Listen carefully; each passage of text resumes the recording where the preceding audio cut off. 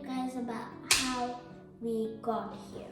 So yeah, bye. I'm leaving because I have no idea how we got here. I'm just here now.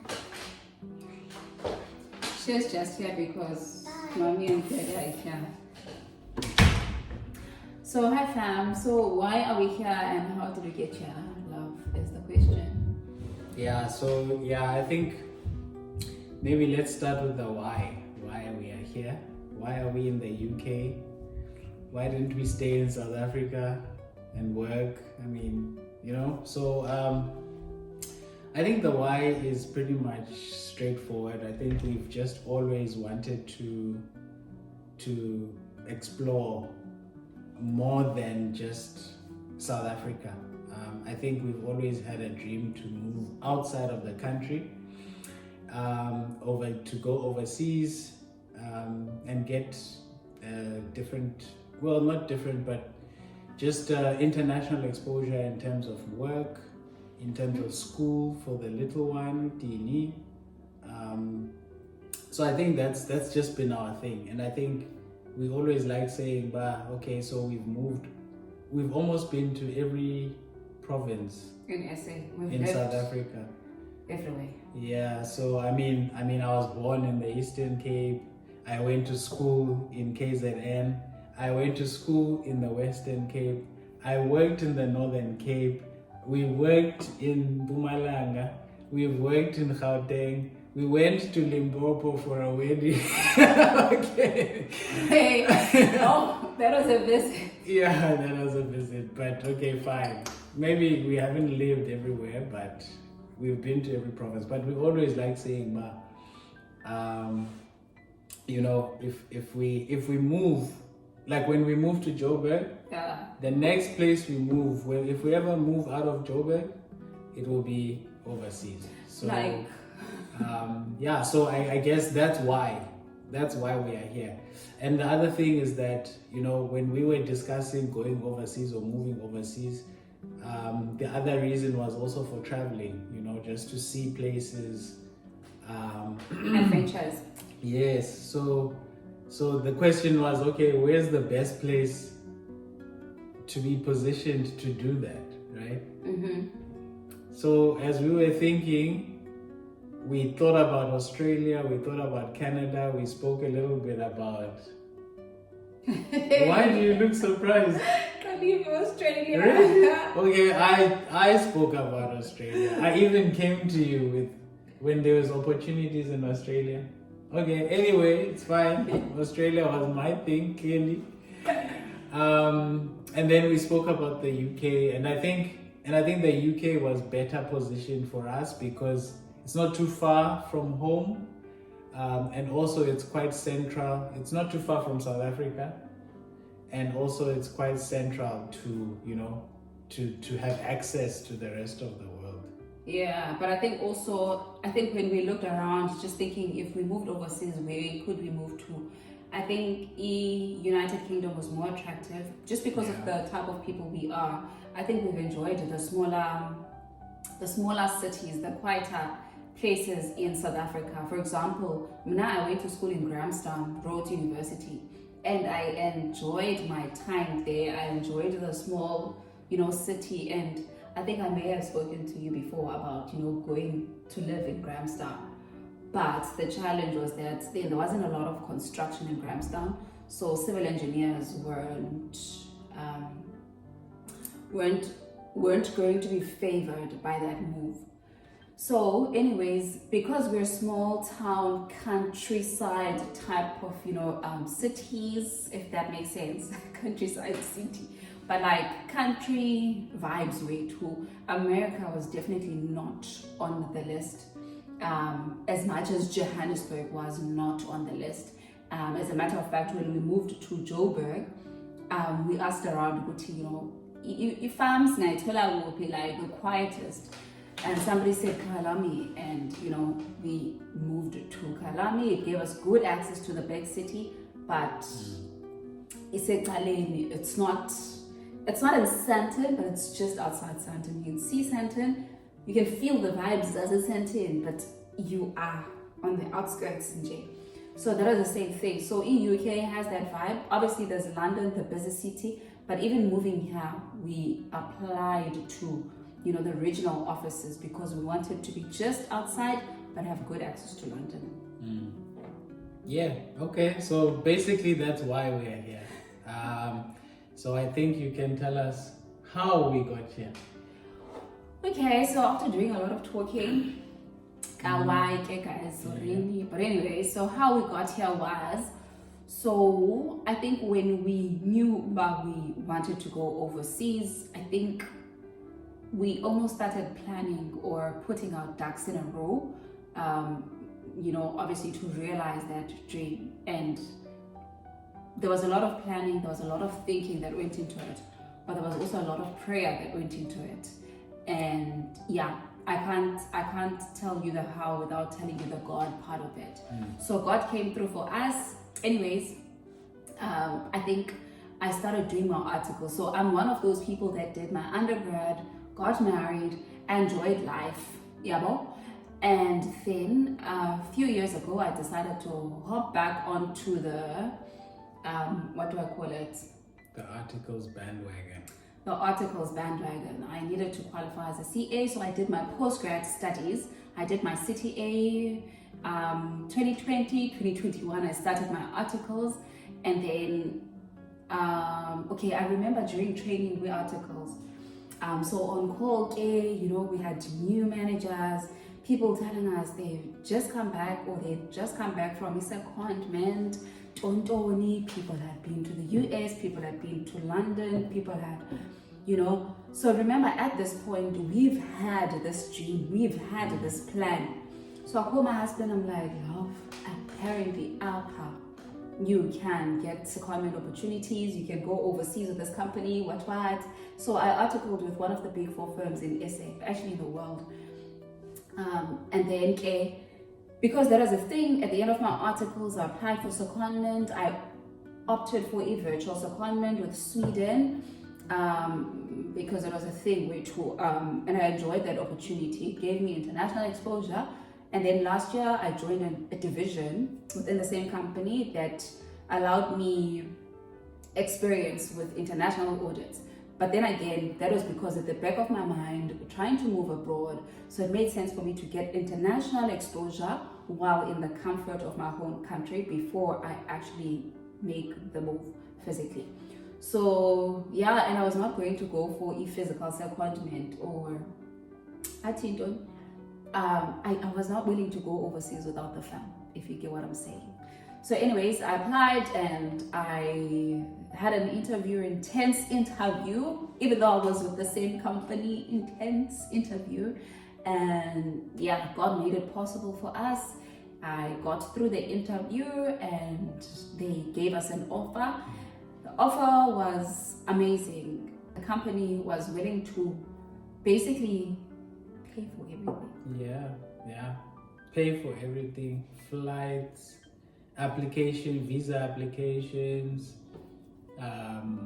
what is it called again? That thing, what's it called again? The moving. Oh yeah, the shipping. Yeah, shipping. They literally shipped our whole house. Actually, I learned when I got here. Now I thought I packed a lot of stuff, but I learned when I got here about you actually, like, your container was empty. It was, you know, your capacity was like at a 20% used up capacity. So I still had 80%. That time we packed a room kadini. The entire bedroom kadini is here. We took our dining table. We took my sewing machines. Yeah. What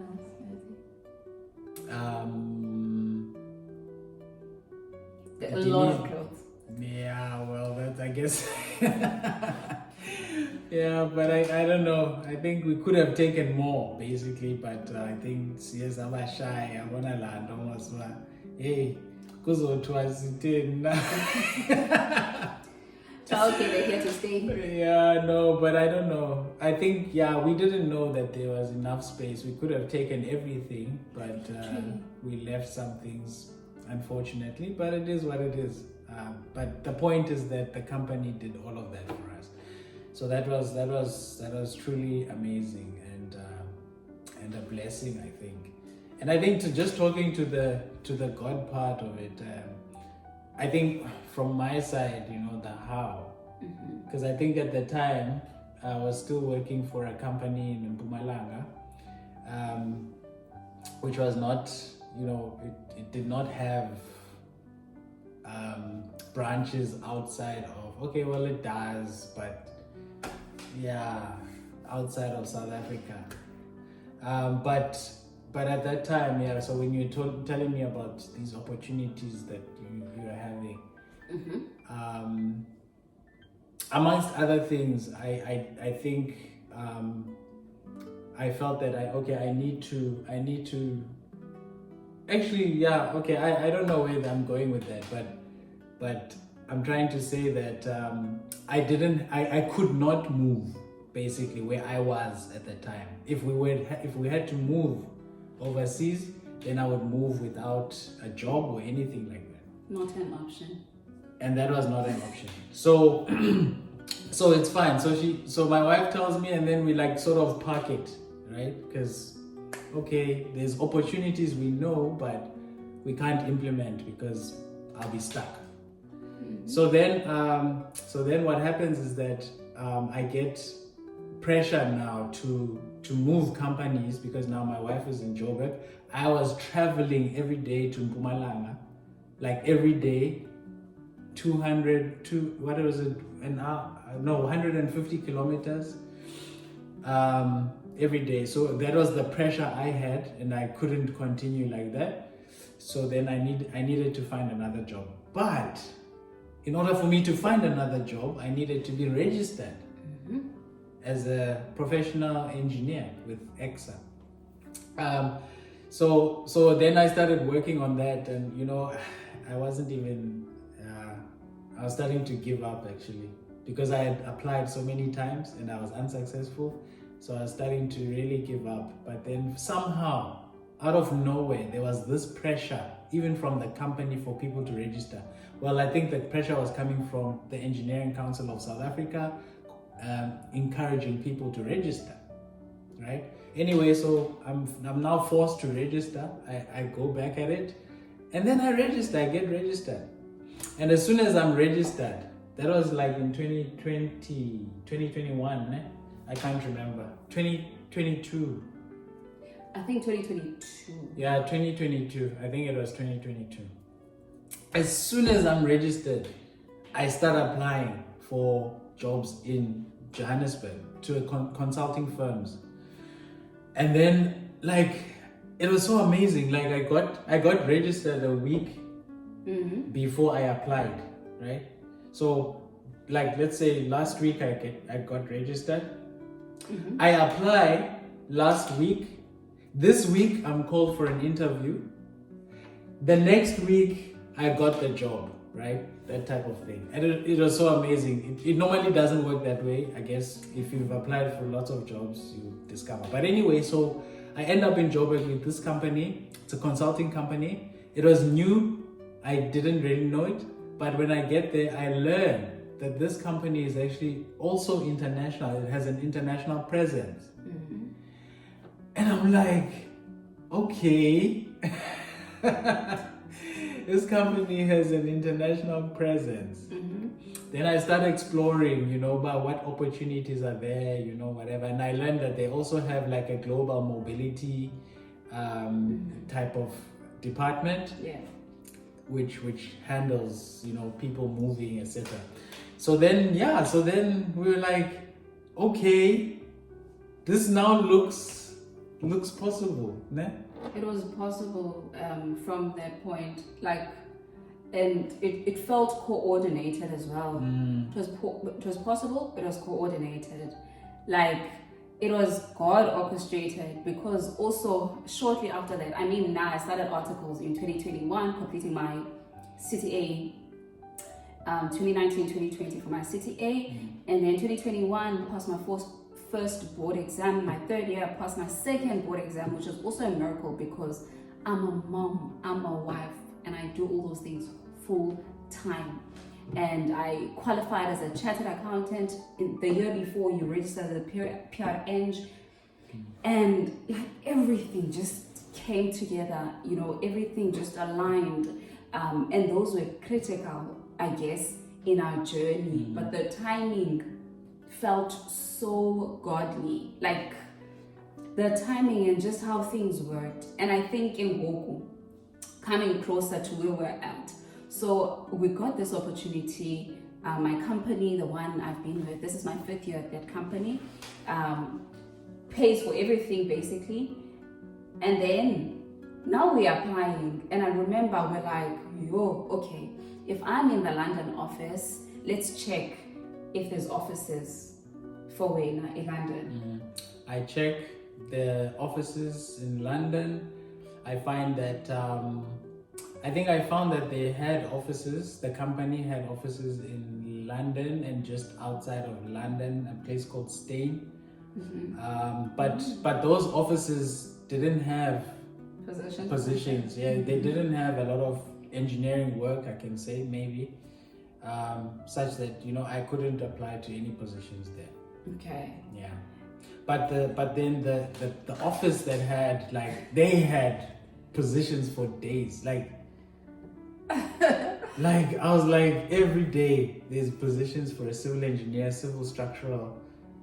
I was like, okay, it's this office clearly. Yeah, it was the Reading office, and I remember the Reading office. Yeah, I think for the first time I heard about Reading, I was like, what is Reading, man? I know I don't want to be based in London just because of lifestyle, and like I mentioned, but we like the countryside, the quieter spaces. So I'm like, Reading? Does my company have offices in Reading? We searched. I think we may have been apart, we may have been at work, it may have been a work day such that we were apart. So we're like, Reading. So I search and I see my company has offices in Reading. And then I start having conversations with Global Mobility, and they tell me, oh yeah, that office, why do you want to go to a small regional office? And I'm just like, no, because, I want the smaller cities outside of the big city, or the country type of vibes, and then obviously also my husband will be transferring to Reading. And then what happened? And then they told me oh yeah, but they don't take a lot of people, it's usually 1 or 2 people. And I'm just like, it's chai. Yeah, it was chai for me. But somehow, it happened, eh? It happened. It happened. Yeah, so basically, then I also started applying. Actually, I had started communicating with the people or the office in Reading, from my side, and then it was just so smooth, man. What happened, to be honest? Someone from Global Mobility referred me to like the recruitment people at the Reading office. Then the recruitment people sort of took over the process, and then at some point I then spoke to the hiring manager for one of the positions, and then the guy was so chilled, like, of course, man, like, okay, I know that they have a lot of positions and maybe they're struggling to get people, but it was just like, your thing was so smooth. Yeah. It was amazing. You didn't even have to interview. I remember, because at some point we thought you needed to prep for an interview. Mutu was like, yes, the guys said, I don't need it. Well, I kind of had like an informal interview. The first meeting with the guy was like almost like an interview.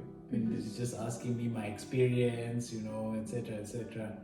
And then he was like, no, look, I think we have plenty of positions here, so. Next thing, offer. Wow. Yeah, well, they didn't quite give me an offer then, but everything was based on me getting a visa. So, yeah, so then, the discussion ended by the guy saying, "But okay, no, it's fine. I think we will take you. So just get yourself ready to work in the UK, and then we'll take it from there." Yeah, and getting himself to be ready to work in the UK meant he needed a visa. And the nice thing about my employer here was that they offered visas. I mean, they were going to pay for visa costs for my entire family, and I could take up to 3 dependents, and I had 2.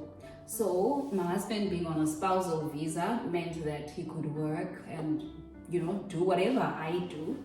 And then Dini was obviously the minor dependent, and I couldn't do it. So yeah, everything was then just paid for. Of course, I must say this for everyone aspiring to come this side, it's capital intensive in that you need the funds up front, and then they were going to reimburse us like they're doing now. So we've been reimbursed, but we needed the funds up front to settle everything. But yeah, everything felt good, orchestrated, because I then got like a job now with my company in the small regional office. I was told about takes 1 or 2 people, and you know, when I was talking to the partner during the interview, they're like, "Why this office? A lot of, you know, young people want to go to London or whatever." So I told him why I wanted to be here, and he was happy, like, because he finds that a lot of people will come here because like it's a office in London. But I wanted to be here. I wanted the country, guys. I wanted the small town, you know. And look, a train to London is what, 26 minutes? So if we go to London every day, do not be surprised. We are in Greater London, that's what they call it. So we are part of London because we're Greater London. But it's like, yeah, it's close, but like Bikudi. Yeah. No, that's exactly how it is. And it always starts off like this, ne? Sancho, when we moved to Mpumalanga is not, it's not far. Or at least we were based in a place that wasn't far from Joburg, but far enough, you know. Or like peace, yeah. traffic, what, all And those then things. all of a sudden we found ourselves in Joburg. So I fear. Should I fear? But we're moving to I London. fear that at some point we might move to London. Maybe it's not a Fire. fear, but yeah, it can happen. Fire. And I say fire because, so we are very close. As a result, Msebenzini, if they're like having events in London at the London office, and we are supposed to go, we're invited, they won't pay for our accommodation because we are Greater London. So everyone else from Birmingham, from Bristol, they will pay for their accommodation at these nice hotels. But Tina, we're Greater London, so you're expected to, you know, to go back home. So the nice thing here is that we earn competitive salaries to London, but like it rented and, you know, the expenses are cheaper than London, which also makes more sense for us to be here. Yeah. And that in a nutshell, I think. Yeah, that's it. That's it in a nutshell. This is how we got here. This is why we are here. So yeah, man. And who knows? We actually haven't decided how long we plan to stay. But I think if we can stay as long as, or at least until Dini goes to university, I think that will be good. Then after that, we will be free to go back home. We are going back home.